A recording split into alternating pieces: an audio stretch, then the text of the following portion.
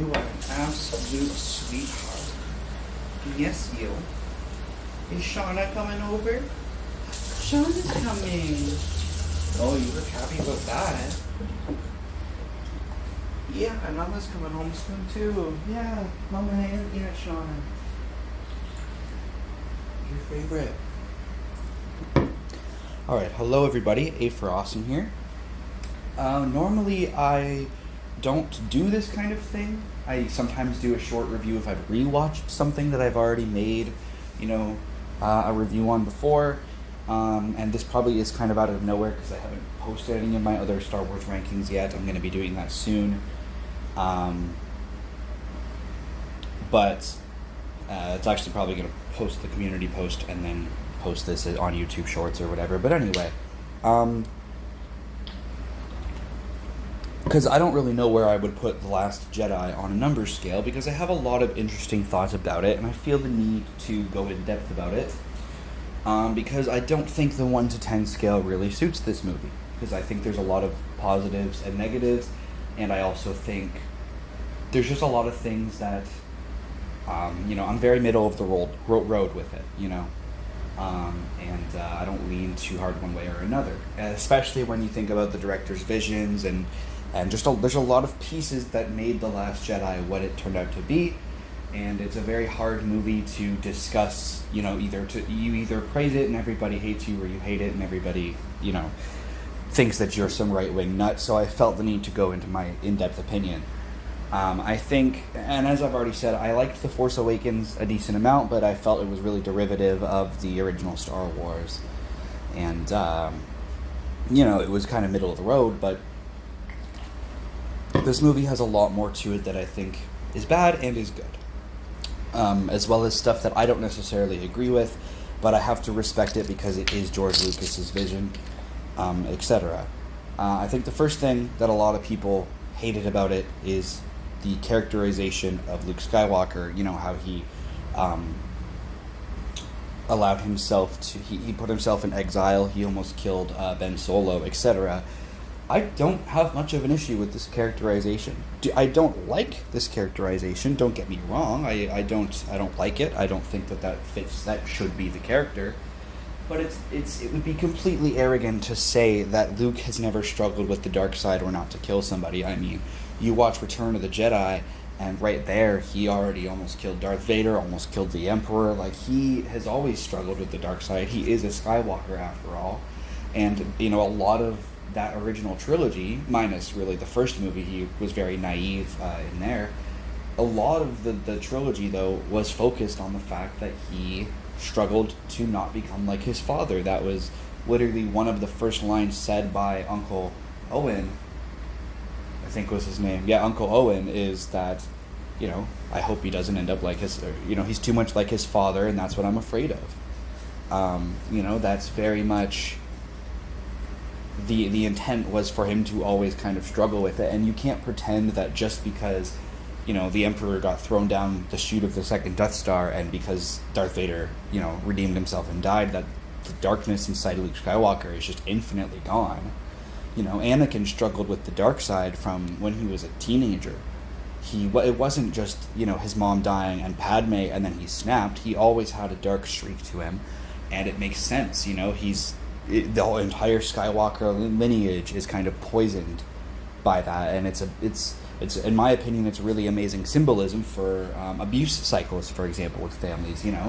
I relate really strongly to it, personally. Just like I come from a long line of men on both sides of my family who have struggled with addiction, who were known as abusers, etc. So to kind of stop myself from having, there's always going to be part of my worry of ending up like that, and sometimes that worry can lead you into suppressing emotions or etc. And I think the Jedi mindset all the way back in the prequels that was established even in the High Republic of repressing emotions, no romantic attachments, etc.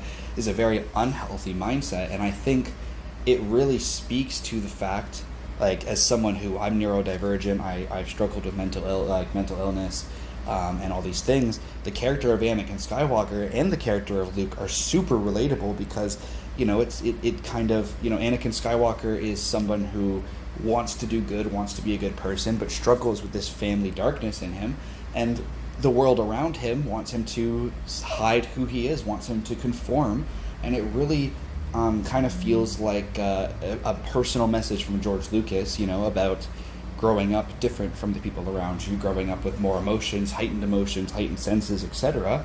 And so I think Luke Skywalker following in those footsteps and choosing to isolate makes sense. And if you look up, George Lucas's original ideas for the sequel trilogy before he sold to Disney, he always intended for Luke to keep struggling after Return of the Jedi, because it doesn't just stop like that. When an abusive parent dies, you don't just move on. You struggle with that.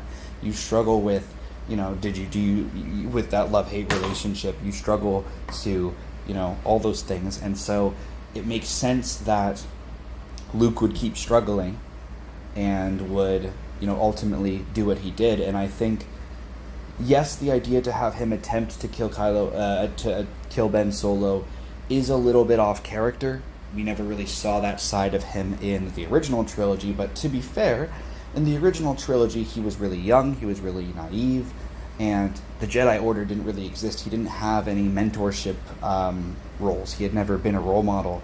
And so for him to become, kind of have that put onto him, and to sense somebody who reminds him even of himself, it makes sense. I know from experience that growing up with my mother, whenever I reminded her of my father, that would scare her, that would make her, have a lot of questions. She would, it's a scary thought. So when, I'm sure for Luke to sense that darkness in Ben Solo that reminds him of his father, as just kind of the best way to put that, it can definitely, it's triggering. So I think it really helps. While it is a controversial decision and is out of character for Luke Skywalker, it's meant to be. We are not following the same young, naive Luke Skywalker that we were in that original trilogy. This is an older, grizzled Luke Skywalker who has failed in his mission, who has these PTSD episodes, who struggles. He can't move past things. He needs to learn to forgive and, not forgive, but, make peace with and break that cycle. And unfortunately, he's failed, because cycles of abuse don't just break like that. It takes a lot more effort than just, exactly. So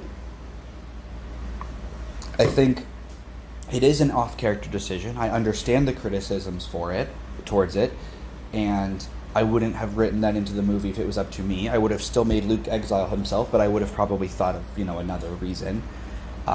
Maybe he had a wife, maybe she was killed by Tusken Raiders, and you repeat the same thing that Anakin did, or something of that. Something that reminds him of Anakin, that makes him say, I don't want to be the next Darth Vader, and leave.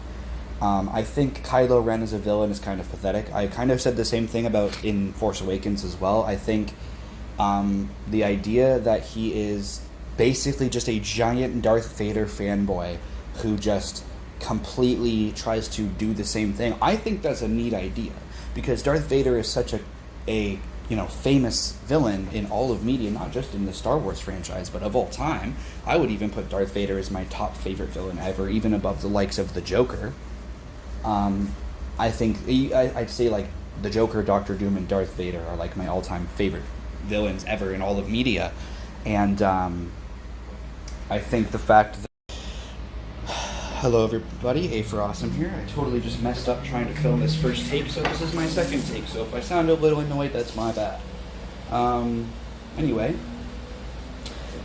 I posted my rankings of every Star Wars movie and show and game and everything up to, and books that I read up until Force Awakens. I just watched The Last Jedi, and I have some very mixed feelings about it, and I felt the need to kind of rant in a little video because I can't just put a number. This is such a controversial movie that I can't just put a number ranking for it, or people will kind of assume an opinion.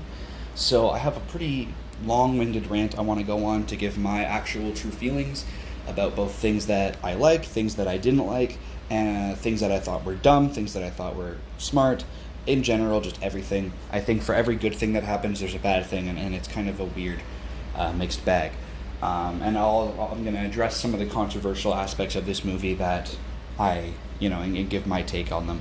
First things first, the first thing that everyone criticized that I think was a stupid criticism is how many people of color are on the cast. Who fucking cares? Like, genuinely, who cares? It is a movie set in space with a bunch of different species of aliens and humans living in space. Who cares that there are people of color on the cast? If that is a genuine problem for you, you're an idiot. It's not forced diversity. It's not. Never once did I watch through this movie and it's just stupid. You cast a character based on the best actor, and if the best actor is a person of color, then oh fucking well. Anyone who has that criticism, if your criticism about this movie involves the word woke or involves the word forced diversity or DEI, I'm immediately assuming you didn't even watch the movie, and your criticisms are no longer welcome. So I'm just going to make that very, very clear right now. Second off, the decision to have Luke exile himself was a very controversial decision, and his characterization in that movie was a very controversial decision. Even Mark Hamill himself did not agree with that characterization, but I'm here to tell you that you're wrong for not liking it.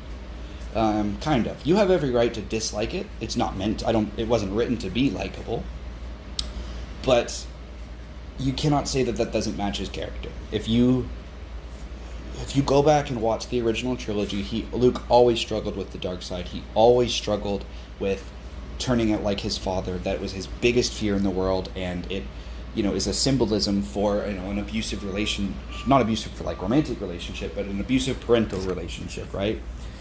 His father passes away at the end of Return of the Jedi, of course, and when that happens, you don't just move on. You don't just, oh, everything's okay now. There's still repercussions, and like, in the context of Star Wars, that's like, yeah, the Emperor's dead, Darth Vader's dead, but the Empire still exists. If you play the Battlefront 2 campaign, there are plenty of people who still believed in the Empire and wanted it to rebuild. So the idea that 30 years later, those people managed to form the First Order is nowhere near unbelievable, and quite frankly, it makes more sense than if they just didn't exist, or if we had a whole new villain kind of idea. I think that never bothered me with The Force Awakens. I know a couple people said it was derivative, including myself. There are definitely moments and things from The Force Awakens. I don't necessarily understand why Rey had to be on a desert planet and be a scavenger and like plenty of other things. I think that there are definitely redundant and derivative things in the sequel trilogy, but I think the First Order is not one of those things. I think it makes sense. I think the idea that with the original Star Wars trilogy being kind of a World War II symbolism experience, and Star Wars has always been political, which is why I don't agree with you if you try to say it's getting too political. It has always been political. It is not my problem. It is not Lucasfilm's problem that you were too young to understand when you watched the original trilogy. It's always been political. I mean, come on. They talk about trade disputes and fucking like tax evasion and like a bunch of other stuff. Like, it's literally tariffs and things that are happening in the Trump administration now were talked about during the prequels. If you do not believe that Star Wars is a political series, you're an idiot. So anyway, my point being that after the end of the real-life World War II, plenty of Nazis went undercover, made fake names, joined military ranks in America, etc., and attempted to rebuild. And so it makes sense that the Star Wars equivalent would do the same thing. But that's not what we're talking about. We're talking about Luke exiling himself. He always struggled with the dark side, as far back as some of the moments in even, Empire Strikes Back. He always struggled with the idea. Even the original fucking movie, one of the first things said by Uncle Owen and Aunt Beru is, he reminds me of his father. That's what I'm worst scared of. Because Anakin had that dark streak forever, and Luke, developed that rebellious and edge streak to him. And, Anakin didn't just turn evil because his mother died and because of Padme. That was more or less what was kind of shown in the prequel trilogy. The real story, there's like 10 years between each episode of the prequel trilogy, and he, if you actually read any of the books, watch the Clone Wars animated show, any of that, Anakin always had an edge to him because he always struggled with his mother issues. He always struggled with not having a father figure, and those sorts of things really mess with young men. And it really is a symbolism on what it's like to grow up without a father, what it's like to grow up, being bullied or feeling like an outcast, right? The Jedi morals are always to suppress your emotions, to not engage in relationships, etc. And it really, feels like commentary on society as a whole. So it makes sense that someone like Anakin, who, doesn't have a normal family relationship, struggles with his extra emotions, struggles with his extra senses, is very much, I know this definitely wasn't intentional, but Hayden Christensen in particular, the acting, seems to place him as being whatever the space equivalent of on the spectrum is. The point being that he always struggled with these things. He always has struggled with these things, and it makes sense that his son would struggle with these things because Luke grew up knowing that believing his father was dead, and had the same struggle of no parents. And so it makes sense that he developed that same rebellious edge to him, right? And then only to learn that his father is alive and seemingly abandoned him, because Luke never learns that his father, thought he was dead. He just learns that his father was an evil space tyrant and chopped off his arm. I mean, if I don't know about you guys, but if that was me, I would probably not like my father too after that. Only to, try to help him, believe that there's good in him, believe he can change him. That is the very definition of an abusive parental relationship, of a toxic parental relationship. So when Darth Vader finally apologizes on his deathbed, it makes sense that Luke grows up the rest of his life afterward not knowing what to feel about his father, because he's happy that he apologized, he's happy he redeemed himself, but he spent an eternity as a bad person doing these awful choices, and it makes sense that Luke struggles with those demons. And that he fails in rebuilding the Jedi Order because he's not meant to be the one to rebuild the Jedi Order. That would be like if Darth Vader tried to do the same thing. He is not... while it is the Skywalker saga, it isn't... The whole Star Wars universe isn't about the Skywalkers. There's the High Republic, and so he's just a piece of that large puzzle. While maybe the original movies were centered on him, in the broader context of the Star Wars franchise, the Skywalkers are just a speck nowadays. And while we focus on them in our movies, in our stories, that's because that's us. That's because that is our gateway to that universe. That doesn't mean that in their universe they're the main characters. Luke Skywalker is not intended to rebuild the Jedi Order because he is fighting his own demons. He can't raise his own children when he is still struggling to learn how to love himself. He can't love somebody else. Do I agree with him trying to kill Ben Solo? No. I do not wish... I don't think that should have been his reason for exile. My belief is that it would have been better if he successfully rebuilt the Jedi Order, but was a horrible teacher and was not able to have the patience or something of that nature. Maybe he fell in love and something like that. Something that... But at the same... But it makes sense. Plenty of people who believe that plenty of people who struggle with an abuse before them, right? Their parents abusing them or something. They worry when they see their child engage in those behaviors. Or, I know as a kid, when I lived with my mother full time and I had behaviors, or even like if I looked too much like my father, there were times where there would be that kind of fear, I guess I should say, or that worry that I would become my father. So for Luke to feel that about someone that he views as a son, or who views him as a father figure, right? Because Han, wasn't necessarily there all the time. It makes sense that he would have that fear, and while him attempting to kill Ben is not the greatest decision, I think that it lines up for this kind of exaggerated space world. Sorry about that. Yeah, as I was saying, so it makes sense. It all adds up. It all tracks, even if, you're not supposed to like that decision. You're not supposed to agree with that decision. It was the wrong decision for him to make. But that's the point, it's an introspective look at that. He made a poor decision. He fell back into these toxic behaviors. He behaved like his father because he was not ready to let go of that. He hadn't moved on from that trauma, and I think it's a really good symbolism. You're not supposed to agree with it. You're not supposed to like the way he behaves. You're not supposed to sympathize with him. You're supposed to go, he's doing the wrong thing, because he is. It's his trauma response. Outside of that, I think, the rest of the stuff is okay, right? Like, the regular Rebel stuff, it works in the context it needs to be, but it really wasn't as interesting as the Luke stuff, and meh. I think Leia's seemingly space death and then coming back was kind of stupid. I think the biggest part of it that bothered me was obviously Carrie Fisher passing away in 2016, so to bring her character back only to and have her kind of show up through archive footage in Rise of Skywalker, I think was the wrong decision. I think that she should have just I don't know, because it's a hard thing to do, right? You can't create new footage of somebody who isn't alive, or else it's disrespectful. So I don't know. I think, but the way that they executed it, I still think was wrong. Personally, I think they could have just cut her out of the movie, maybe made some line about that she's retired, something like that. Let her have a happy ending, or let her die sacrificing herself, something of that nature.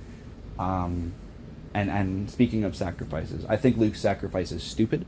I fully agree with all criticisms of that, because what do you mean he was tired? Like, I understand he hadn't used the Force in a really long time, and then he used so much of it at once, but the Force those kind of behaviors, using the Force, has never once in the entire history of the franchise killed someone from exhaustion. That's stupid. That's the stupidest thing that I have ever heard. And quite frankly, him just getting stabbed would have been, in like the same way Han did, would have been like still stupid, but at least, I genuinely think there would have been more impact from him trying to do a flip and his back giving out because he's old or something. This is the stupidest death ever. They didn't need to kill Luke in the first place. First off, it would have been way better for him to just like pass the torch. But if they were going to have him do some kind of sacrifice, at least make it an interesting sacrifice and not whatever the hell that was. That was awful and really brought down my opinion of the movie. Rey's characterization is just kind of there. I kind of have always found her character really boring. I would have rathered if Finn was the main character of the trilogy, to be honest. But I guess she works as a blank slate main character for people to be interested in. But I prefer the naivety of Luke, or the rebellious edge streak of Anakin. So to have Rey she's kind of a boring sandpaper character, and I never liked her in the first place. Even in Force Awakens, I was never particularly invested in her. I think the death of the Snoke twist with Kylo Ren killing Snoke is kind of stupid as well, to be honest. I think you need to either commit to having some kind of higher power villain the way that they were doing in The Force Awakens, or you need to not do it. And I think the fact that they killed Snoke in this and then essentially more or less undid it, because I obviously in the next one is really stupid. Sorry about that. I am back now, but yeah. So essentially, as I was saying, I think that it all kind of made sense, but I also think it was, like I said, I don't think you're supposed to like it. I think Leia's death and revival was kind of in poor taste, I guess, maybe, I don't know. Kind of a weird in-between ground for a lot of this, right? Like I said, I think that there were a lot better ways to write a lot of those things. And as for Kylo Ren, yeah, let's get into that character, and I think, when The Force Awakens came out and people kind of talked about the character, it was pretty clear that he was a great value Darth Vader, right? And I think some people liked him a lot. Some people had a huge problem with him, thought it was a stupid thing. But this is my opinion on it. I think that Darth Vader is legitimately my favorite villain in all of fiction. My top 3 villains of all time in all of fiction are Darth Vader, Doctor Doom, and the Joker. So for him to be, you're never going to beat Darth Vader. You will never have a villain better than Darth Vader. The prequels couldn't do it. Nothing has ever topped that. So I think the greatest way to make a Star Wars sequel and make a villain for a Star Wars sequel is to have a giant fanboy of Darth Vader. I think that makes sense. Do I think it should have been Han Solo and Leia's son? Not really. Personally, I think it would have been better to have, Luke rebuilds the Jedi Order successfully, and some random student who, learns from Luke, kind of realizes that Darth Vader was his father, and becomes really inspired and is a big fan, or something like that. Maybe in a similar vein as Anakin. It's a Luke is teaching the Jedi Order, and maybe there's some kind of political advocate or someone who's a spy from the original Empire who grooms him into becoming a Sith. I think something like that would have been better. But I think going the angle of Star Wars is a giant nostalgic property for a lot of people, and everyone had wanted a sequel to the original trilogy for years, but everyone also kind of knew that there wasn't a way to do that. I think having the villain be a giant fanboy of Darth Vader and take all the wrong messages from his story and twist it and misinterpret it, I think having a villain like that who is essentially a criticism of the people watching your movies is a positive and a negative. I think it was executed poorly. I think they tried to execute it in a way that would make people still happy, but I think it really just divided the fan base. I think the voice modulator's dope as shit, and I think the lightsaber's cool, I guess. I think the unstable kind of kyber crystal is really a really cool idea, but I don't like the little hilts, because, why? Would have preferred if he just dual wielded, or had Darth Maul's old a design or something like that. Imagine Darth Maul design, but it's the unstable crystals or something like that. I think that would be cool. But anyway, I think all of that is cool. The mask is not great, to be honest. But what are you gonna do, But I think that you could have created a whole new kind of audience with the new Star Wars movies if you made them a introspective criticism of fans' expectations. And I think this movie attempted to do that, but the first movie already came out and dodged all that. You had the first movie that people thought was going to kind of be this really critical, introspective look at at nostalgia and fan bases, and then it was just kind of nostalgia slop, in my opinion. Force Awakens, it's a good, well-written, it is not well-written or good, but it is a competently made movie, and but it's still kind of just the same thing again, as all the others. So I think if you wanted to do a trilogy that was a grittier, edgier, more realistic take on the symbolism prevalent throughout the original trilogy, you could do that. But when your first movie is just the original trilogy again, and then you start the criticism at the second movie, it doesn't really line up as well. I think, the first movie kind of tried to make Kylo Ren genuinely a new Darth Vader, and then the second movie made him this little emo boy, and I don't like that. I think while it would have been criticized a lot, having Kylo Ren be pathetic the whole time would have been more interesting. Having him be this opposing threat to just regular people, to maybe a few Jedi, but having, behind closed doors, having him be even more pathetic than Anakin Skywalker, having him be someone who is a giant spoiled brat, never had anything go wrong in his life. Maybe he literally came from someone who was even more rich than the Organas, right? Someone who genuinely was privileged and just got mad because he didn't like, that there were different species on one planet, something like that. Having him legitimately be someone who is just a awful person, and there's no sympathy behind it. Anakin had an edgy streak, but he also had a bad childhood.